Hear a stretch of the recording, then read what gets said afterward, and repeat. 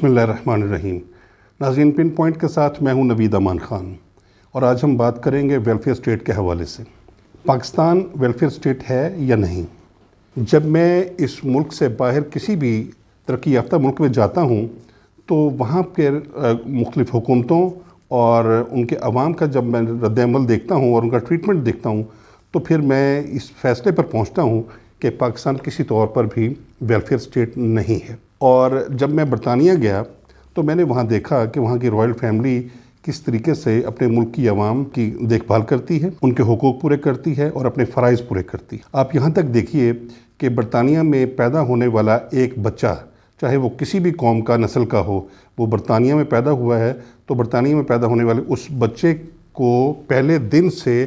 Government اور وہ state owned کرتی ہے اور اس کے پہلے دن سے ہی بنیادی حقوق اس کو فراہم کرنا شروع کر دیتی ہے۔ مثال کے طور پہ کوئی بھی بچہ برطانیہ کے کسی بھی ہاسپٹل میں پیدا ہوا تو اس کے جو قوائف ہوتے ہیں اس کے پیرنٹس کے، وہ ہاسپٹل میں موجود ہوتے ہیں۔ اب بچہ پیدا ہوا، پیرنٹس وہاں سے ڈسچارج ہو کے اپنے گھر چلے گئے تو ان کے قوائف ہاسپٹل میں موجود ہیں۔ ہاسپٹل خود بخود سے اس بچے کے پیرنٹس کے قوائف کو اس متعلقہ ڈپارٹمنٹ کو بھیج دیتا ہے جہاں سے اس بچے کی نیوٹریشن کا خیال رکھا جائے گا، اس کی غذائیت کا، غذا کا، پرورش کا خیال رکھا جائے گا، اور وہ اس ڈپارٹمنٹ کے پاس چلا جاتا ہے جس کی براہ راست نگرانی وہاں کی اس وقت کی ملکہ کیا کرتی تھیں اور اب ظاہر ہے کہ کنگ چارلز کرتے۔ ملکہ نے ڈیری فارمز بنائے ہوئے تھے، مختلف اعلیٰ نسل کی گائے ان میں رکھی ہوئی جاتی تھیں تاکہ وہ گائے بہت اچھا اور خالص دودھ دیں اور وہ دودھ وہ ان بچوں کی پرورش میں ان کو استعمال کیا جائے، ان کو بھیجا جائے۔ ملکہ کی ہدایات کے مطابق ہر پیدا ہونے والے بچے کے لیے مفت دودھ ان کے گھروں میں پہنچایا جاتا تھا، اور اب ظاہر ہے کہ وہ کنگ چارلز ہیں تو وہی پالیسی اور وہی طریقہ کار اختیار کیا جاتا ہے۔ اب بھی وہ دودھ ہر گھر میں پہنچایا جاتا ہے، اور صبح میں نے دیکھا کہ رات کو 3-4 بجے گاڑیاں نکلنا شروع ہو جاتی ہیں دودھ لے کے، اور وہ ہر اس گھر میں جہاں پر ان کے ڈیٹا کے مطابق انہوں نے اس کو کلاسیفائی کیا ہوا ہے کہ فلاں ایریا میں فلاں گاڑی جائے گی اور فلاں ایریا میں فلاں گاڑی جائے گی، صبح 4 بجے کے قریب وہ ہر گھر کے باہر ایک شیلف ہوتی ہے، اس شیلف میں دودھ کی 2 بوتلیں روزانہ پہنچا دی جاتی ہیں، رکھ دی جاتی ہیں۔ صبح جب وہ دروازہ کھولتے ہیں تو باہر دودھ پڑا ہوا ہوتا ہے، اور وہ خالص دودھ اس لیے دیا جاتا ہے کہ نوزائیدہ بچے کو وہ دودھ دیا جائے تاکہ اس کی صحیح پرورش اور نشو و نما ہو سکے اور وہ صحت مند جسم اور صحت مند دماغ کے ساتھ اس قوم کی رہنمائی کر سکے، آگے بڑھ سکے۔ ہو سکتا ہے کہ ان بچوں میں سے کوئی بچہ اس ملک کا وزیر اعظم بنے، اس ملک کا حکمران بنے، سائنسدان بنے، اس ملک کی مختلف ڈپارٹمنٹس کو لیڈ کرے، تو اس لیے وہ اس کی نشو و نما پہ اور اس کی تربیت پر بالکل کمپرومائز نہیں کرتے۔ اس میں کوئی کلاسیفیکیشن نہیں ہوتی، یہ دودھ بچوں کو پہنچنا ہی پہنچنا ہے۔ اچھا، اب اگر ہم بزرگوں کی بات دیکھ لیں تو ملکہ نے یہ آرڈرز کیے ہوئے تھے کہ ہر بزرگ کے لیے انہوں نے چھڑی بھی فراہم کرنی ہے،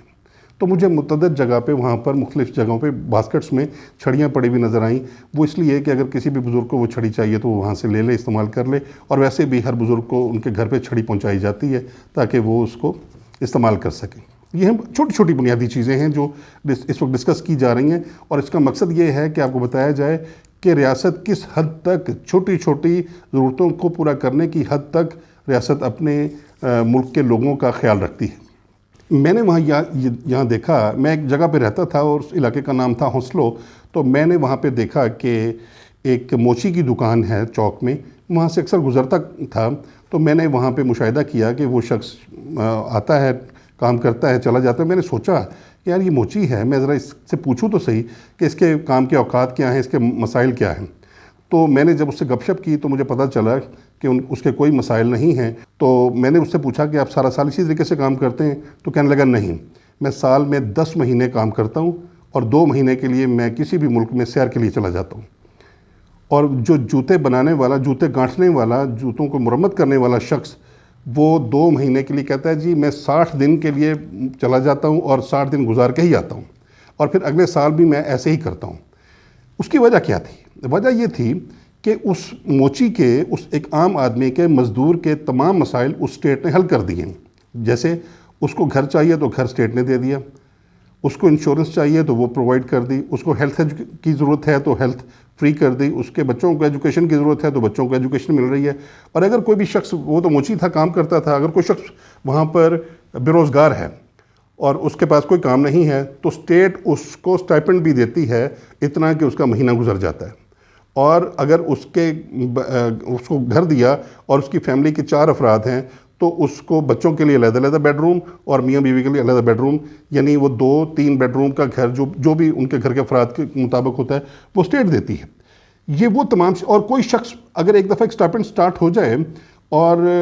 وہ شخص اگر آج کام نہیں کر رہا تو 5 سال کے بعد بھی کام نہیں کر رہا، 10 سال کے بعد بھی نہیں کر رہا، اور وہ اسٹائپنڈ لیا جا رہا ہے، تو اسٹیٹ یہ نہیں پوچھتی کہ آپ کام کیوں نہیں کرتے، وہ آپ کام کریں کیونکہ آپ کو 5 سال پہلے یا 10 سال پہلے ہم نے اسٹائپنڈ دینا شروع کیا تھا، تو آپ کام کیوں نہیں کرتے،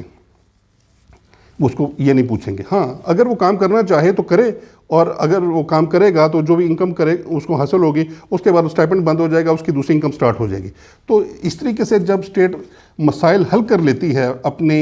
آبادی کے، اپنے شہریوں کے، تو ان کے وہ مسائل نہیں ہوتے، پھر وہ سیر کے لیے جاتے ہیں، پھر ان کے چہرے پر وہ تیور نہیں ہوتے، ان کے چہرے کے آثار وہ نہیں ہوتے جو ہمارے ملک کی عوام کے چہروں پہ نظر آتے ہیں۔ وجہ اس کی یہ ہے کہ ہمارے ملک کے حکمران ہیں وہ ہمارے ملک کی شہریوں کے وہ تمام مسائل اور معاملات حل نہیں کرتے، اور وہ اسی طریقے سے اب یہاں پہ ہر شخص کو گھر بنانے کی فکر ہے، اس کو ایجوکیشن کے اخراجات برداشت کرنے کی فکر ہے، اس کو ہیلتھ کے لیے مسائل ہیں، اس کے دیگر مسائل جو ہیں وہ اسٹیٹ حل نہیں کرتی۔ تو ہمارے ہاں اسٹیٹ ذمہ دار نہیں ٹھہرائی جاتی، اور اسٹیٹ ذمہ دار ہے۔ تو اس لیے ہمارے ہاں جو نفسیاتی مسائل ہیں، جو جسمانی مسائل ہیں، یا صحت کے مسائل ہیں،